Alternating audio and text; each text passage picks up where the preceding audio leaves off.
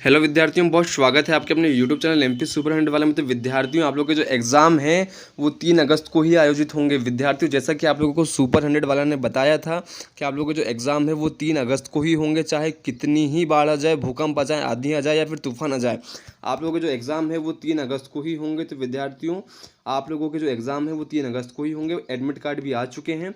इसकी जानकारी विद्यार्थियों मैंने पहले ही आप लोगों को दे दी थी। आप लोगों को करीबन करीबन मैंने 1 महीने पहले से बताते आ रहा हूँ कि आप लोगों के जो एग्ज़ाम है वो 3 अगस्त को आयोजित होंगे और जो एडमिट कार्ड है वो 21 जुलाई से पहले आ जाएंगे। तो विद्यार्थियों, हुआ भी ऐसे ही। आप लोगों के जो एडमिट कार्ड है और विद्यार्थियों, सुपर हैंड एग्ज़ाम से जुड़ी बहुत सारी जानकारियाँ आप लोगों के समक्ष में आप लोगों के लिए लेकर आ गया हूँ। सबसे पहले विद्यार्थियों, कहाँ पर आप लोगों को सुपर हंड्रेड वाला पे सबसे पहले आप लोगों को जानकारी देखने को मिलती है।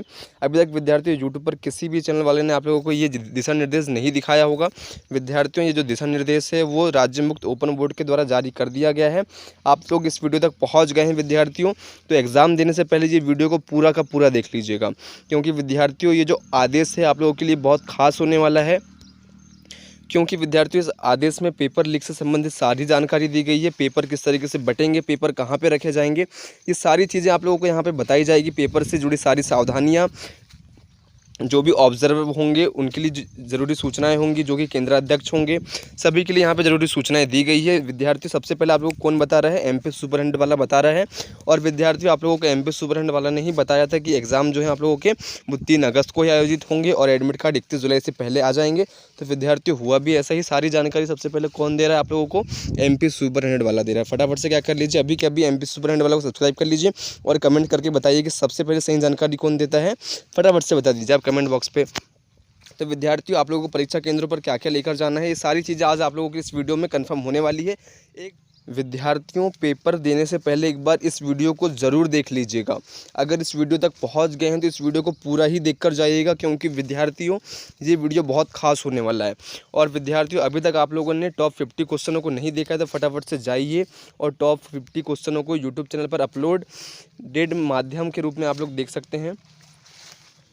और विद्यार्थी, अभी तक आप लोगों ने टॉप 50 क्वेश्चनों को नहीं देखा है तो फटाफट से जाइए। यूट्यूब चैनल पर टॉप 50 क्वेश्चन अपलोड कर दिए गए हैं विद्यार्थियों, बहुत सारे पार्टों में अपलोड कर दिए गए हैं। लगभग 500 से ज़्यादा क्वेश्चनों को अपलोड कर दिए गए हैं, जो कि संभावित रूप से आप लोगों को परीक्षा में देखने को मिल सकते हैं। फटाफट से जाइए और उन सारे क्वेश्चनों को देख लीजिए। विद्यार्थियों, अब चर्चा करेंगे जो दिशा निर्देश जारी हुए हैं उसको लेकर क्या अपडेट है। तो विद्यार्थियों, अपडेट ये है कि फटाफट से देखेंगे विद्यार्थियों, जो जिला स्तर पर सुपर हैंड प्रवेश चयन परीक्षा के परीक्षक की नियुक्ति कौन करेंगे? नोडल अधिकारी करेंगे। ठीक है। अगला यहाँ पे क्या निर्देश दिया गया है? परीक्षा केंद्र के केंद्राध्यक्ष से कौन संपर्क करेगा? विद्यार्थियों, जो नोडल अधिकारी हैं वो संपर्क करेंगे। ठीक है। और विद्यार्थियों, केंद्राध्यक्ष और नोडल अधिकारियों की नियुक्ति कौन करेगा? जो जिला शिक्षा अधिकारी है, जो आप लोगों के डीईओ हैं, ठीक है, ये क्या करेंगे? केंद्राध्यक्ष की जो है नियुक्ति करेंगे। ठीक है। जी, क्या करेंगे विद्यार्थियों? केंद्राध्यक्षों की नियुक्ति करेंगे। ठीक है। अगला है विद्यार्थियों, परीक्षा प्रारंभ होने से कम एक दिन पूर्व परीक्षा केंद्र में जाकर ये सुनिश्चित कर लें कि परीक्षा संचालन की सारी तैयारी पूरी कर ली गई है। ठीक है। तो विद्यार्थियों, ये निर्देश दिया गया है कि जो भी केंद्राध्यक्ष हैं, ठीक है, या फिर जो भी परीक्षक हैं, वो एक दिन पहले जाकर जो जहाँ पर आप लोग के एग्ज़ाम होने वाले हैं वहाँ जाकर आप लोग देखेंगे कि वहाँ पे आप लोगों की सारी तैयारियाँ हुई है या नहीं हुई है। जैसे कि आप लोगों की डेस्क बेंच की व्यवस्था, आप लोगों को कहाँ पेपर देना, ये सारी व्यवस्था आप लोगों की हुई है या नहीं, ये सारी व्यवस्था कहाँ पर देखने को मिलेगी? आप लोगों को अपने अपने जहाँ पर स्थान अलॉट किए गए हैं एग्ज़ाम देने के लिए, वहाँ पर आप लोगों को देखने को मिलेगी। विद्यार्थियों, अगले ही निर्देश में क्या बताया गया है? परीक्षा केंद्र की बैठक व्यवस्था का भी अवलोकन करें तथा सुनिश्चित करें कि परीक्षार्थियों के बीच निर्धारित दूरी ठीक रखी गई है तथा परीक्षार्थियों को पेपर के सेट इस तरह वितरित होंगे ताकि पीछे या बगल के सामान में सेट ना मिल सकें। तो विद्यार्थियों, ये निर्देश दिए गए हैं कि फटाफट से जितने भी केंद्राध्यक्ष हैं वो जाके ये सुनिश्चित करें कि जितनी भी दूरी है, मतलब जो बच्चों के बैठने की दूरी है, वो लगभग समान तो नहीं है, या फिर सेट ऐसे वितरित किए जाना चाहिए कि जो अगल बगल जो विद्यार्थी बैठा है वो इन क्वेश्चनों को ना देख पाए और नकल जैसे प्रकरण ना बन पाए। ठीक है।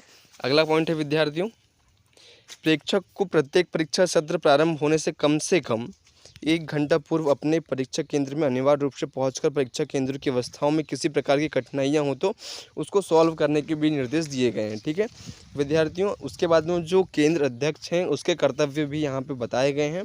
तो विद्यार्थी, यहाँ पे आप लोग देखेंगे, यहाँ पे आप लोगों को निर्देश में बताए गए हैं केंद्राध्यक्षों के लिए केंद्र अध्यक्ष ये सुनिश्चित करें कि परीक्षा में उसके पुत्र पुत्री आदि निकट संबंधित नहीं बैठ रहे हैं, वो इस आशय का घोषणा पत्र प्रस्तुत करेंगे। ठीक है, ऐसे केंद्र अध्यक्ष जिनके बेटा या बेटी परीक्षा में बैठ रहे होंगे उनको केंद्र अध्यक्ष नहीं बनाया जाएगा। ठीक है, उन लोगों की ड्यूटी वहाँ पर नहीं लगाया जाएगा। सभी केंद्र अध्यक्षों के लिए क्या है, ये यहाँ पर सख्त निर्देश दिए गए हैं। ठीक है, अगला निर्देश क्या दिया गया है विद्यार्थियों, अगला निर्देश ये दिया गया है कि आप लोगों की सुरक्षा और शांति के लिए पुलिस की व्यवस्था भी की गई है। ठीक है, परीक्षा केंद्र पर सुरक्षा और शांति के लिए पुलिस गार्डों की व्यवस्था की गई है।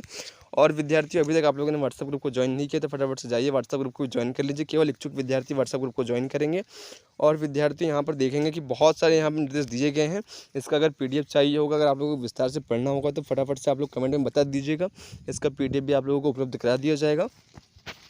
अगला यहाँ पर निर्देश दिया गया है विद्यार्थियों, प्रश्न पुस्तिका के मुख्य प्रश्न पर जितने प्रश्नों की संख्या छपी है उतने ही प्रश्न अंदर भी होने चाहिए। ठीक है, बहुत सारे प्रश्न हैं यहाँ पे, जितने भी निर्देश दिए गए हैं उन सभी का आप लोगों को पढ़ के नहीं बता सकते, क्योंकि आप लोगों के एग्जाम 3 अगस्त को आयोजित होने वाले हैं। अगर मैं सभी निर्देशों का आप लोगों को पढ़कर बता दूँ तो आप लोगों के पास बच जाएगा विद्यार्थी बहुत कम समय, क्योंकि ये वीडियो चले जाएगा फिर भी कम से कम 4 घंटे का तो चले ही जाएगा।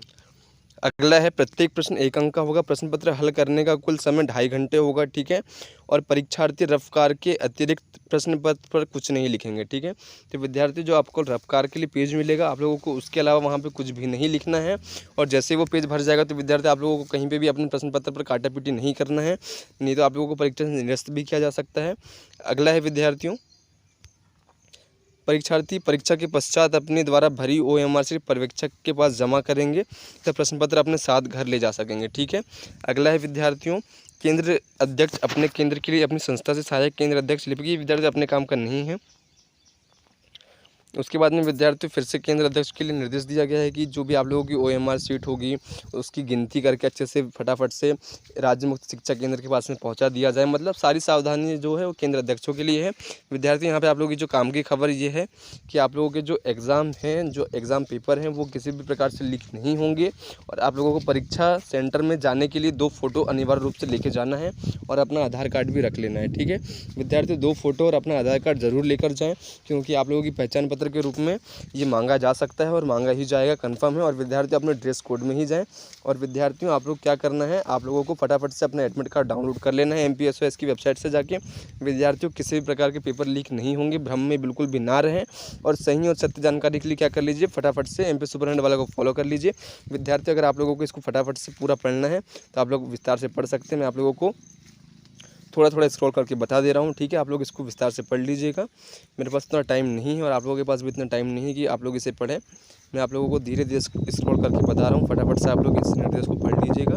ये जो निर्देश हैं ये जारी कर दिए गए हैं, फटाफट से आप लोग इन सब पढ़ लीजिएगा। बहुत सारे बच्चे ऐसे हैं जो इन निर्देश को पढ़ने के लिए अपनी रुचि रखते हैं। फटाफट से क्या कर लीजिए, इनको अच्छे से पढ़ लीजिए। ठीक है, जितने भी निर्देश हैं फटाफट से आप लोग निर्देश को पढ़ लीजिए। और सही और सत्य जानकारी के लिए क्या कर लीजिए विद्यार्थियों, सुपर 100 वाला को फॉलो कर लीजिए और सब्सक्राइब कर लीजिए। ठीक है, तो विद्यार्थियों मिलते हैं नेक्स्ट वीडियो में बहुत नई जानकारियों के साथ में।